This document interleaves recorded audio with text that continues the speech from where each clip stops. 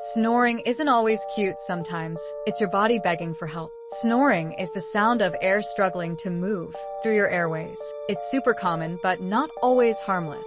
It could be from sleeping on your back, being overweight, or nasal congestion. But loud, chronic snoring might be a sign of sleep apnea, a serious condition. Try side sleeping, a humidifier, or nasal strips. But if your snoring is loud, frequent, or followed by choking or gasping, see a doctor. Know a heavy snorer? Tag them with love. Follow for part 8, Restless Leg Syndrome. Why your legs won't quit at bedtime.